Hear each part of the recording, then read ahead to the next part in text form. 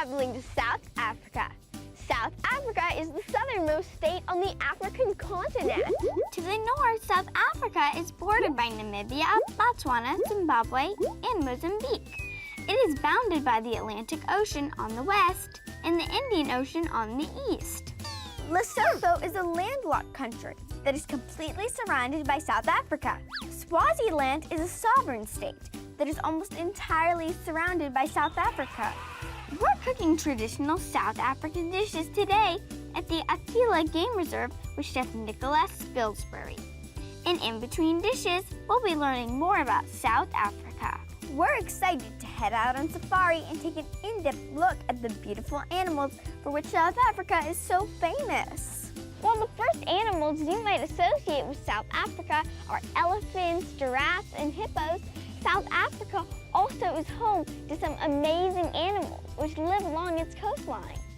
Marine biologist Alison Towner will help us explore the seals on Seal Island. And Kolani Lawo, a senior bird rehabilitator with the African Penguin and Seabird Sanctuary, will show us the African penguins at Boulders Beach. And South Africa isn't just known for its amazing animals. There's no better place to view South Africa's unique geography than from a scenic cableway ride at Table Mountain. And there's no better place to explore its native plants than a visit to Kirstenbosch National Botanical Garden. There are 11 official languages of South Africa, including English, Afrikaans, Xhosa, and Zulu. Afrikaans is derived from Dutch, as is one of today's recipes. Cook Sisters is derived from the Dutch word for cookie. Cooking a country's authentic foods while exploring its iconic places and traditions is twice as good.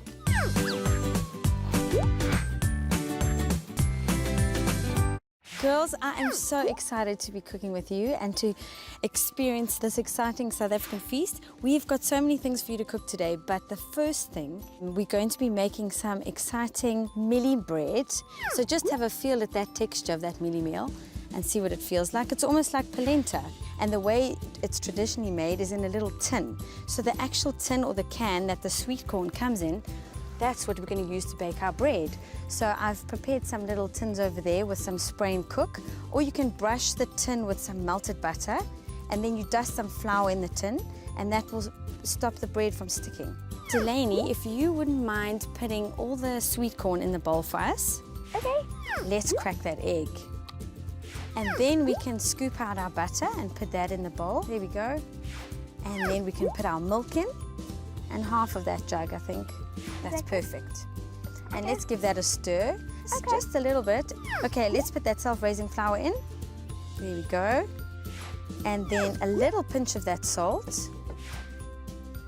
And then a little pinch of that paprika, but be careful that you don't rub your eyes afterwards, because it's very spicy. Yes. And once that flour's all in, then we can put it in our little tins. Yes. So one big spoon, and then you use your finger quite tightly against the spoon, and that should give a neat, and then we give it a tap. And we'll fill them 3/4 full, and then those are going in the oven. Perfect. These are all ready to go bake in the oven. We're going to pop them in the oven at 180 degrees until they're beautiful and golden and have risen. Wow, girls, look at our little mealie breads. They have risen so beautifully and got golden on the top, and they've cooled down, and we're going to give those tins a little tap on the board on the side. Wow, fantastic. Look at that. And just now we're going to slice them up and have them with some cheese. It's so delicious, and some butter curls. Well done, girls.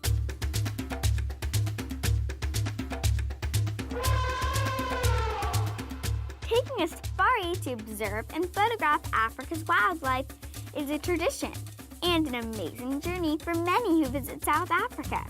In fact, the Swahili word safari means to journey.